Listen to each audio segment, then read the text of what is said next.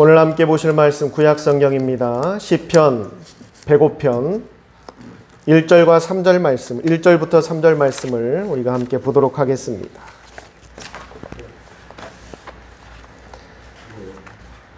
구약성경 시편 105편 1절부터 3절까지 말씀입니다.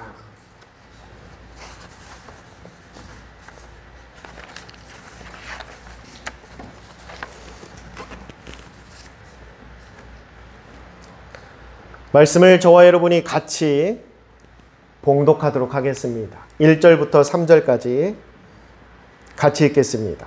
시작. 여호와께 감사하고 그의 이름을 불러 아뢰며 그가 하는 일을 만민 중에 알게 할지어다. 그에게 노래하며 그를 찬양하며 그의 모든 기이한 일들을 말할지어다. 그의 거룩한 이름을 자랑하라. 여호와를 구하는 자들은 마음이 즐거울지로다. 아멘. 할렐루야. 오늘은 2025년 추수감사주일로 하나님 앞에 영광 돌리고 있습니다. 추수감사주일은 올 한 해 하나님께서 우리에게 주신 그 은혜 앞에 감사와 영광을 드리는 귀한 날입니다. 여러분들이 예배할 때도 그러한 마음으로 예배에 동참해 주시기를 바랍니다. 그럼 우리가 하나님 앞에 감사해야 하는 것은 어떠한 모습으로 감사해야 할 것인가? 이렇게 특별 예배에 참여하는 것도 있고 또 특별 헌금으로 하나님 앞에 봉헌하는 것도 있습니다. 거기에 더해서 우리가 어떻게 하나님 앞에 감사하는 삶이 참된 감사의 모습인가를 오늘 말씀을 통해 한번 살펴보고자 합니다. 먼저 1절에 이렇게 말합니다. 그가 하는 일을 만민 중에 알게 할지어다 라고 말하고 있습니다. 하나님의 은혜를 세상 가운데 드러내고 전파하고 더 나아가 자랑하라는 것입니다. 제가 우리 권사님들을 댁에 모셔다 드릴 때 특히 우리 고정희 권사님이 자주 하시는 말씀이 있습니다. 오늘 건강 때문에 오늘 예배에 함께 참석하지 못하셨는데 우리 고정희 권사님이 늘 자주 하는 말이 6.25 때 일입니다. 6.25 때 부모님들과 함께 피난을 가는데 기차를 타고 그것도 우리가 일반적으로 아는 사람들이 타는 기차가 아니라 화물기차, 그 짐칸에 고 권사님이 타신 기차는 나무를 싣고 가는 기차였다고 합니다. 그래서 그 사람들이 기차가 와서 잠깐 멈추면 구름처럼 달려와서 그 나무 위로 올라간다고 합니다. 위험하게 어떻게라도 피난을 가려고. 우리 고정희 권사님도 어릴 때 부모님과 함께 그 나무에 올라가는데 그만 고정희 권사님이 떨어졌다고 합니다. 기차가 출발하는데 생이별을 하게 된 겁니다. 부모님들과 형제들은 다 기차 타고 가고 있는데 고 권사님만 나무에서 떨어져 버린 거예요. 아이고야 하면서 엉엉 우는데 그 옆에서 기차를 못 탔던 어떤 아저씨가 손잡아주고 얘기했답니다. 아가 울지 마라. 다음 역에서 분명히 너희 엄마 아빠가 기다릴 거다. 내가 거기까지는 책임지고 너를 태워다 줄 테니까 울지 마라. 그리고 한참을 기다리니까 또 화물기차가 옵니다. 또 그 기차의 그 아저씨가 고 권사님을 딱 태우고 갔다고 합니다. 부모님을 만났을까요? 못 만났을까요? 만났으니까 우리 고 권사님과 같이 예배드리고 있는 겁니다. 아니나 다를까 진짜 가니까 그 가족들이 역에서 내려가지고 기다리고 있더랍니다. 그래서 고 권사님이 부둥켜 안고 막 울면서. 그런데 그 아저씨의 얼굴도 지금 기억이 안 난대요. 그냥 그렇게 해주고 갔다고 합니다. 그때 어릴 때, 야, 이제 내가 고아가 되는구나. 부모와 생리별 하는구나. 얼마나 두려웠겠습니까? 그런데 그때 그 도와줬던 그 아저씨가 잊혀지지가 않는다라는 거예요. 그런데 아무리 생각해도 얼굴은 떠오르지 않는답니다. 그래서 제가 모셔다 드리면 항상 그 얘기를 자주 계속합니다. 몇 번을 들은지 몰라요. 그런데 왜 그 이야기를 반복하셨을까? 아마도 그 인생에서 참 의미 있는 기억이기 때문에 두렵기도 했었고 무서웠기도 했었고 또 무엇보다 감사한 역사였기 때문에 고건사님이 잊지 않고 8순이 넘었는데도 그 기억을 되새기면서 계속 다른 것들은 다 잊어버려 기억 못하는데 그건 기억하시더라고요. 그걸 계속 전하고 계시더라고요. 우리가 성경을 읽다 보면 성경에 자주 등장하는 사건들이 있습니다. 이스라엘 백성들이 출애굽한 사건, 홍해 바다가 갈라진 사건, 하나님께서 광야에서 만나와 메추라기를 보내서 그들을 먹이신 사건들, 여리고성을 함락시키고 가나안에 입성했던 모습들. 이스라엘 역사에 보면은 수많은, 어쩌면 수천 가지의 사건들이 이스라엘 역사에 있었는데 유독 성경에는 그 이야기들을 자주 언급합니다. 예수님도 그 사건들을 자주 인용하십니다. 그리고 지금 이 시대의 이스라엘 사람들도 그때 이야기들을 꺼냅니다. 왜 그럴까? 그것은 이스라엘 역사에서 매우 중요한 사건이고 또한 그 민족에게 있어서 잊지 못할 기억이기 때문에 그것을 계속해서 반복하며 전하고 있는 것입니다. 자손들에게도 전하고 또 이웃나라 사람들에게도 전하고 이처럼 성경에 기록해서 성경을 보는 수없이 많은 사람들에게도 그 사건을 전하고 있습니다. 왜 그 사건을 전하고 있는 것일까? 그 모든 역사의 중심에는 하나님이 계셨기 때문입니다.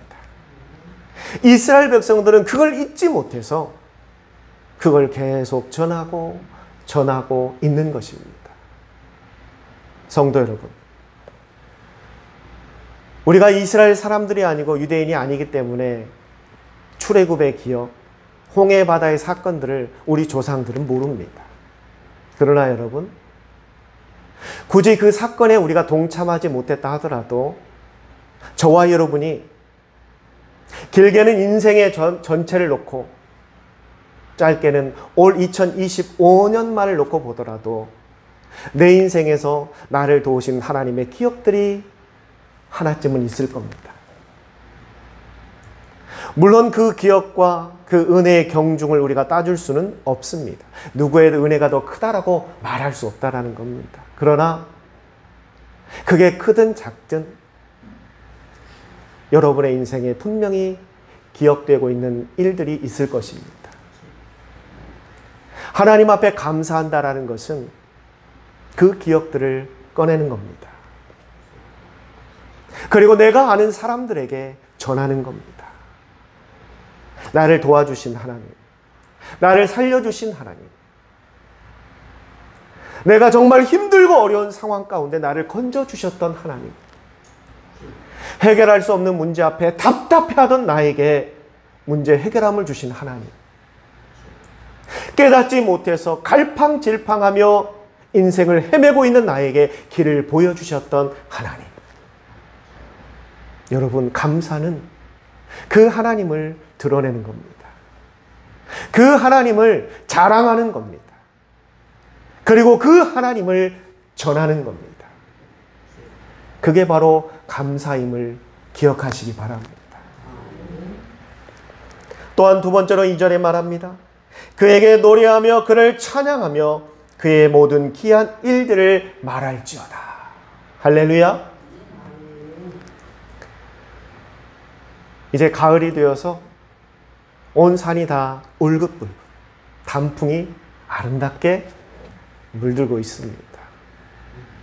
물론 제가 전에 경건의 시간에 올렸다시피 단풍이 물드는 것은 그만큼 나무가 살기 위한 몸부림이다라고 했지만 오늘은 그런 과학적인 접근이 아니라 감성적으로 한번 다가가 봅시다.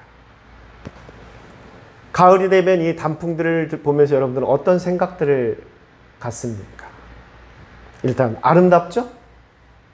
참 아름답습니다. 산에 참 아름답게 물든 그 단풍들을 보면 내 마음도 뭔가 풍운해지고 따뜻해지고 뭔가 표현할 수 없는 그런 감동들이 몰려오더라고요. 저는 아주 T 성향이 강한 사람입니다. 그런데도 단풍을 보면 뭔가 가슴이 뭉클해지는 게 있어요. 나이가 들어서 그런지 몰라도. 여러분도 아마 그러실 거예요. 그걸 보면 뭔가 모를 이 가슴에서 울림이 있잖아요. 꼭 단풍이 아니더라도 가끔 하늘에 날아가는 기러기 떼들을 볼 때도 그런 생각이 들어요. 저들은 어떻게 저 길을 저렇게 찾아갈까? 내비게이션도 없는데 그 수천 킬을 어떻게 날아갈까? 또 이 텃밭에 어디에 꽃씨가 떨어져 있는지 저는 모릅니다. 그런데 봄만 되면 여지없이 그 꽃들이 싹 피어나요. 내가 여기 있었다라는 것을 드러냅니다. 여러분, 세상의 모든 만물들은, 세상의 모든 것들은 이처럼 자신을 드러내며 자신을 창조하신 하나님을 찬양하고 있습니다. 세상에 우리가 이름 모르는 그런 들풀 하나까지도 자신을 만드신 하나님을 찬양합니다. 우리가 하나님을 생각하며 하나님께 감사한다라는 것은 하나님을 찬양하는 겁니다. 찬양은 꼭 입술을 열어 노래를 통해 하는 찬양만을 이야기하는 것이 아니라 나의 몸짓, 나의 생각, 나의 삶, 나의 발걸음 하나하나, 나의 삶이, 나의 인생이 하나님을 찬양하는 삶. 그러한 삶이 하나님을 감사하며 드리는 삶임을 기억하시기 바랍니다. 세 번째로 3절에 말합니다. 그의 거룩한 이름을 자랑하라. 할렐루야. 그의 거룩한 이름을 자랑하라고 말하고 있습니다. 어떤 선교사님이 오래 준비를 해서 이제 해외 선교사로 떠나게 됐습니다. 그런데 선교사님들의 삶이 그렇게 넉넉하지 못합니다. 참 어려워요. 이 고국에서 선교비가 꼬박꼬박 오지 않으면 살아갈 수가 없습니다. 그런데 그 선교사님이 선교지에서 후원금을 받을 것을 약속받고 선교지로 왔는데 그 교회에 사정이 생겨서 선교비가 잘 오지를 못하는 겁니다. 가족들이 다 선교지에 와 있는데 후원금이 들어오지 않으면 살아갈 수가 없잖아요. 그래서 결단을 합니다. 내가 일을 해야겠다. 그렇다고 그곳에서 무슨 전문적인 일을 할 수 있는 것도 아니고 무슨 잘못된 또는 직업을 갖게 되었다가 혹시라도 선교하는데 방해가 될 수 있기 때문에 무엇을 할까 고민하다가 가장 손쉽게 할 수 있는 청소부 일을 하기 시작했다고 합니다. 건물을 청소해 주는 거. 왜냐하면 이게 꼭 정해진 시간에 가서 정해진 것에 따라서 이렇게 해야 되는 것이 아니기 때문에 예배 드려야 될 때는 충분히 시간을 뺄 수 있어서 청소부 일을 시작했다고 합니다. 그러면서 청소 일을 열심히 하면서 생활비를 충당해 가는데 아침 7시에 출근해서 저녁 9시까지 청소를 했다고 합니다. 예배 드리는 날만 빼고. 그렇게 그날 하루 일과를 마치고 온몸이 다 더러워진 옷을 입고 집으로 돌아오는데 문득 그런 생각이 들었다고 합니다. 내가 지금 이곳에 선교하러 온 건지 청소하러 온 건지 회의가 들었답니다.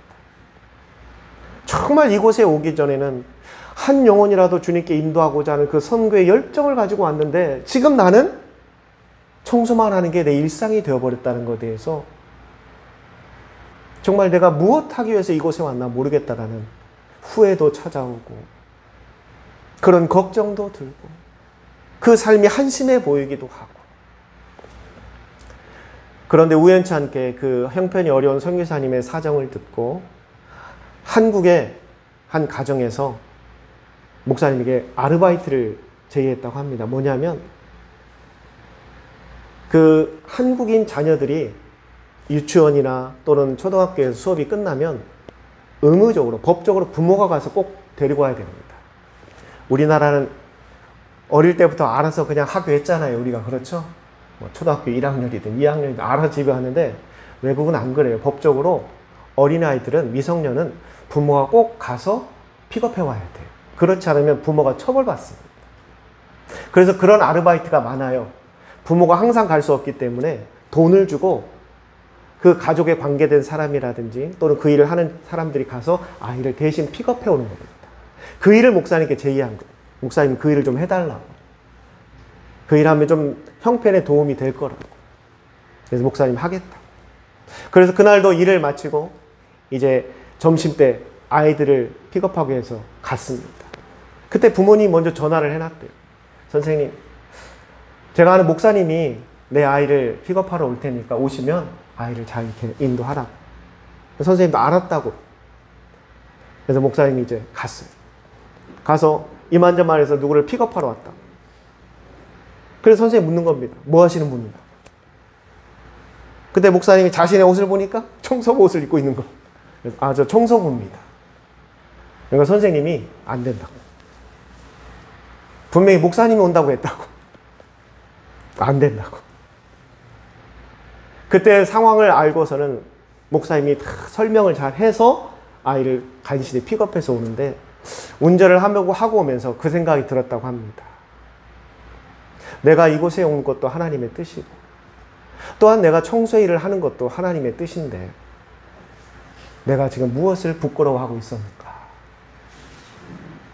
내가 잘못 생각하고 있었구나. 하나님은 이 모든 걸 통해서 나를 쓰기를 원하시고 또한 내 선교의 일에 밑거름이 되기 위해서 행하고 계시구나. 회개했대요. 그리고 그 다음부터는 청소하는 곳에 가서도 찬양을 부르기 시작했고요. 청소하면서도 내가 목사라는 걸 드러내고 틈만 내면 복음을 전했대요. 그런데 놀랍게도 그 일 가운데 하나님께서 역사하시기 시작했다고 합니다. 전에는 그냥 동양인 와서 청소하는 그냥 축 처진 동양인이 와서 청소하는 사람인 줄 알았더니 알고 봤더니 그 사람이 목사였다고 자신을 드러내고 쉬는 시간마다 복음을 전하고 같이 일하는 청소하는 사람들에게 예수님을 증거하고 그 청소하면서도 찬양을 부르면서 막 청소하고 그러면서 한두 사람씩 결실을 보게 됐다라는 겁니다.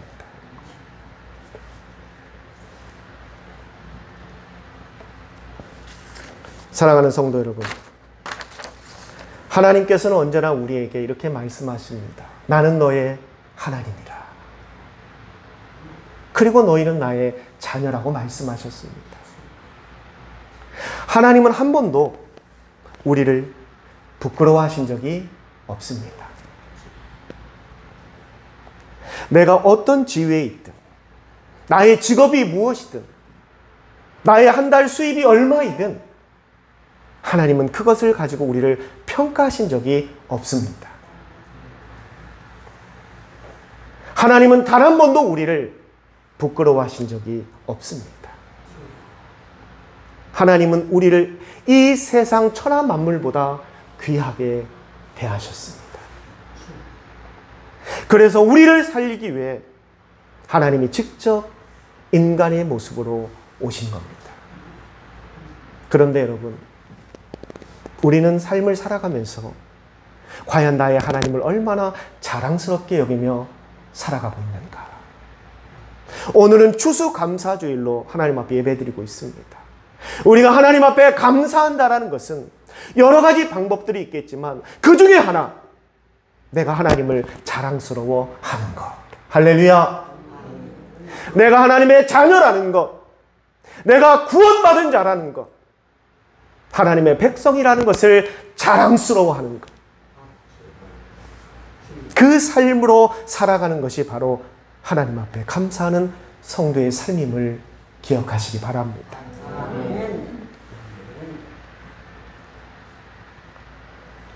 오늘은 오늘 한 해를 돌아보며 하나님께 감사를 드리는 추수감사주의입니다.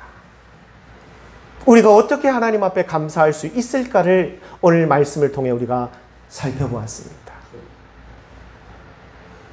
그저 추수감사주일만 되면 그때 감사할 것을 떠올리고 내가 올해 무슨 감사할 일이 있을까를 기억하며 드리는 예배가 되지 않기를 바랍니다. 앞으로 우리가 살아가는 삶의 현장에서 만나는 모든 사람들에게 하나님을 자랑하며 사는 성도들이 되시기를 바랍니다. 모든 사람들에게 예수님을 선포하며 사시는 성도님들이 되시기를 바랍니다. 여러분의 삶이 늘 하나님을 찬양하는 삶이 되시기를 바랍니다. 그러한 삶이 우리가 하나님 앞에 온전한 감사를 드리는 삶입니다. 우리 모두 그러한 감사의 삶을 살아가기를 주님의 이름으로 축원합니다.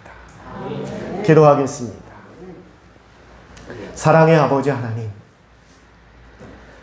하나님께서는 우리를 사랑하심에 있어서 최선을 다하셨습니다. 하나님께서는 언제나 우리를 이 천하보다 귀하게 여기셨습니다. 하나님은 단 한 번도 우리를 포기하신 적이 없습니다. 하나님은 단 한 번도 우리를 소홀히 여기신 적도 없습니다. 그리고 하나님은 항상 우리를 부끄러워하지 않고 자랑으로 여기셨습니다. 하나님, 오늘 추수감사주일을 맞이하여 우리가 하나님 앞에 감사와 영광의 예배를 드리고 있습니다. 그런데 하나님께서 정말 받고 싶은 예배가 어떠한 예배인지를 돌아보는 우리가 되게 하여 주시옵소서. 늘 그 삶 속에서 하나님께서 행하신 일 앞에 감사하며 그 하나님을 드러내는 삶, 인생의 모든 것이 늘 하나님을 찬양하는 삶, 내가 하나님의 자녀요 구원받은 자라는 것을 자랑하며 사는 삶, 바로 이것이 오늘 하나님께서 받기를 원하시는 예배임을 우리가 명심하고 우리 모든 성도들 앞으로의 삶이 그러한 삶이 될 수 있도록 인도하여 주시옵소서. 이 모든 것 살아계신 예수님의 이름으로 감사하며 기도드리옵니다. 아멘.